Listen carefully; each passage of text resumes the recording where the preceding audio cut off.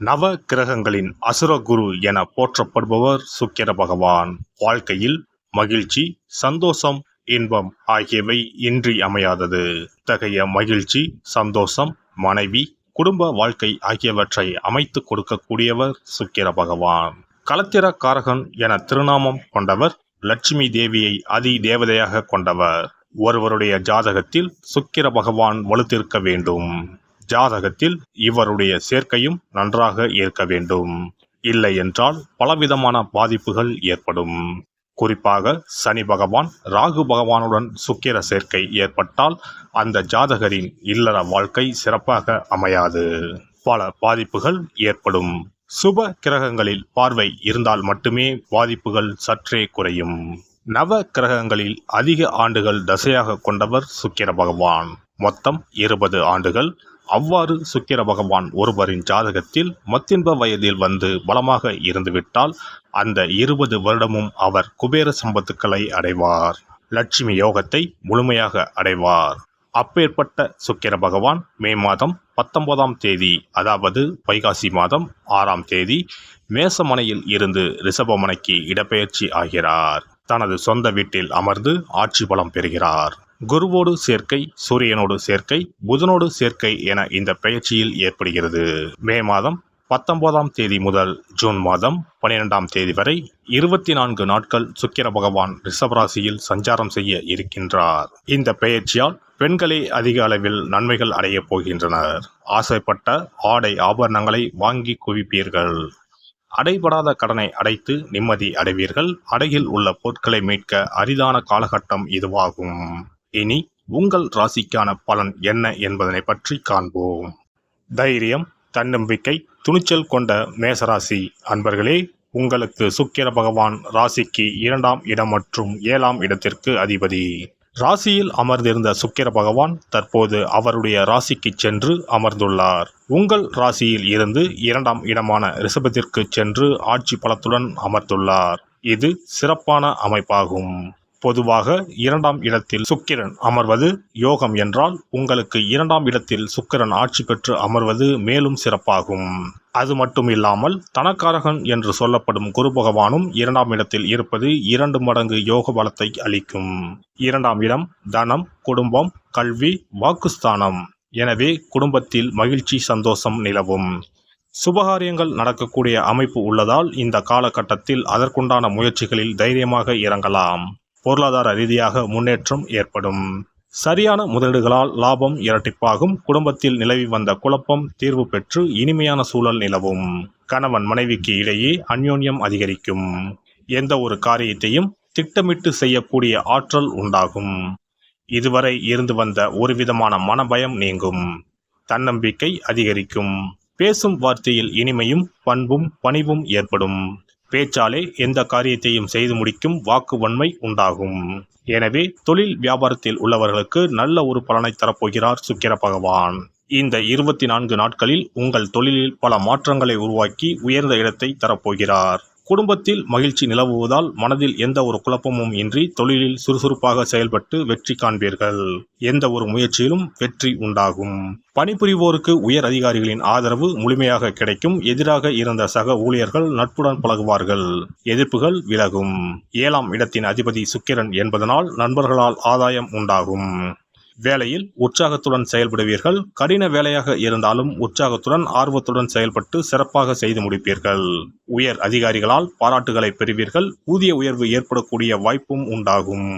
வேலைக்கு முயற்சி செய்வோருக்கு தகுந்த வேலை கிடைக்காவிட்டாலும் மனதிற்கு ஏற்றாற் போல வேலை கிடைக்கும். கிடைக்கும் வாய்ப்பை தற்காலத்திற்கு பயன்படுத்திக் கொள்வது நல்லது. பெண்களை பொறுத்தவரை அமோகமான காலகட்டம் இதுவாகும்.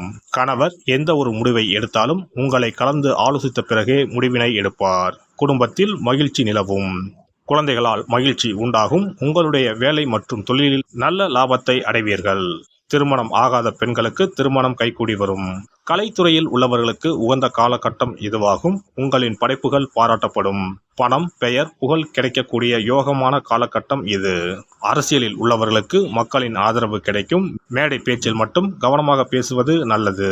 மாணவர்களை பொறுத்தவரை மனதில் குழப்பம், சஞ்சலம் இருக்காது. புதிய கல்லூரி, பள்ளிக்கு செல்லும் நிலை வருவதனால் மனதில் புது உற்சாகம் ஏற்படும். எதையும் தெளிவாக சிந்திக்கக்கூடிய ஆற்றல் உண்டாகும். எனவே மேசராசி அன்பர்களே, இந்த சுக்கிர பயிற்சியானது உங்களுக்கு பண வரவையும் வாக்கு வன்மையும் தரப்போவதாக அமைகிறது. இன்னும் சிறப்பாக அமைய ஏலக்காயை பொடி செய்து நல்லெண்ணெய் தீபம் ஏற்றும் போது அதில் எண்ணெயுடன் ஏலக்காய் பொடியினை சேர்த்து தீபம் ஏற்றுங்கள். இந்த தீபம் வெள்ளிக்கிழமையில் மகாலட்சுமி தாயாரை வேண்டி ஏற்றுங்கள். நீங்கள் கேட்டும் வரங்களை தந்தருள்வார் சுக்கிர பகவான். இனி சுக்கிர பகவானின் அருளை முழுமையாக பெற வெள்ளிக்கிழமையில் செய்ய வேண்டிய வழிபாடு என்ன என்பதனை பற்றி காண்போம். வெள்ளிக்கிழமை என்பது தெய்வ வழிபாட்டிற்கு உரிய நாளாகும். அதிலும் குறிப்பாக மகாலட்சுமியை வழிபடுவதற்கு சிறப்பான கிழமையாக கருதப்படுகிறது. நமக்கு செல்வத்தை வாரி வழங்கக்கூடிய மகாலட்சுமி தேவியும் குபேரனும் நம்முடைய பூர்வ ஜென்ம கர்ம வினைக்கு ஏற்ப பலாபலன்களை கொடுக்கிறார்கள். அதை அனுபவிக்க செய்யும் பொறுப்பு சுக்கிர பகவான் பார்த்து கொள்கிறார். ஒருவர் செல்வந்தராக இருப்பதற்கு ஜாதகத்தில் சுக்கிரன் அருள் கட்டாயம் இருக்க வேண்டும். சுக்கிரனுடைய அருள் பெற வெள்ளிக்கிழமையில் சுக்கிரஹோரை வரும் நேரத்தில் இவ்வாறு வழிபாடு செய்தால் சுபபோக வாழ்க்கையை அனுபவிக்க முடியும். ஒருவருடைய ஜாதகத்தில் சுக்கிரன் நீச்சம் பெற்றால் உடல் ரீதியான ஆரோக்கிய ரீதியான பாதிப்புகள் ஏற்படும். சொத்து சுகங்கள் எவ்வளவு இருந்தாலும் அதை முழுமையாக அனுபவிக்க முடியாமல் செய்துவிடும். பெரிய பெரிய பணக்காரர்களை எடுத்துக்கொண்டால் அவர்களிடம் எவ்வளவு காசு கொட்டி கிடந்தாலும் சுக்கிர தசை இல்லை என்றால் அவ்வளவு பணமும் வீண் விரயமாகத்தான் போகும். குறிப்பாக மருத்துவ செலவுகள் செய்தே சொத்துக்கள் அழியும் நிலை வரும். இதற்கு சுக்கிர பகவானுடைய வழிபாடு நல்ல ஒரு பலனை கொடுக்கும். சுக்கிர பகவானுக்கு வெள்ளிக்கிழமை என்பது உரிய தினமாகும். சுக்கிரன் அருள் பெற வீட்டில் வெள்ளி பொருட்களை பயன்படுத்துவது நலமாகும். வெள்ளியில் சுக்கிரன் வசிப்பதாக ஐதீகம் உள்ளது. வெள்ளி பொருட்கள் கொண்டு பூஜை செய்தால் சகல சௌபாக்கியங்களும் உண்டாகும். சுக்கிர வழிபாடு செய்ய நினைப்பவர்கள் காலை 6 மணி முதல் 7 மணி வரையிலான காலம் சுக்கிரஹோரை ஆகும். அதனை தவறவிட்டால் மதியம் 1 மணி முதல் 2 மணி வரை சுக்கிரஹோரை நிகழ்கின்றது. அதையும் தவறவிட்டால் இரவு 8 மணி முதல் 9 மணி வரையிலான சுக்கிரஹோரை நேரத்தில் வழிபாடுகள் செய்து பயன்பெறலாம். இவற்றில் காலை 6 மணி முதல் 7 மணி வரையிலான முதல் சுக்கிரஹோரையில் சுக்கிர வழிபாடு செய்வது சிறப்பான பலன்களை கொடுக்கும். காலை முதல் மாலை வரை உபவாசம் இருந்து சுக்கிர பகவானுக்கு உரிய காயத்ரி மந்திரத்தை உச்சரித்து கல்கண்டு சேர்த்த சர்க்கரை பொங்கலை நைவேத்தியம் படைத்து வெள்ளை நிற பூக்களால் அர்ச்சனை செய்ய வேண்டும். சுக்கிர தசை நடப்பவர்களும் சுக்கிரன் நீச்சம் பெற்ற ஜாதகக்காரர்களும் இந்த வழிபாடு செய்வது சிறப்பான பலன்களை கொடுக்கும். சுக்கிர தசை நடக்கும் பொழுது சுக்கிர வழிபாடு செய்து வர வருமானத்தை சுகமான வாழ்க்கை வாழ்வதற்கு உரிய வகையில் பயணிக்க செய்யும். வீடு, நிலம் வாங்குவது, ஆடம்பர பொருட்கள், சொத்துக்கள் போன்றவற்றை வாங்க வைக்கும். அதுவே சுக்கிரன் நீசம் பெற்ற காலத்தில் இந்த வழிபாடு செய்பவர்களுக்கு வீண் விரயங்கள் இல்லாமல் ஓரளவிற்கு வறுமையிலிருந்து பிழைக்கச் செய்யும்.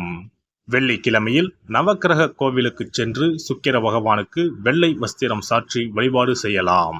வெள்ளை நிற நைவேத்தியங்கள் தயார் செய்து கோவிலில் வரும் பக்தர்களுக்கு தானம் செய்யலாம்.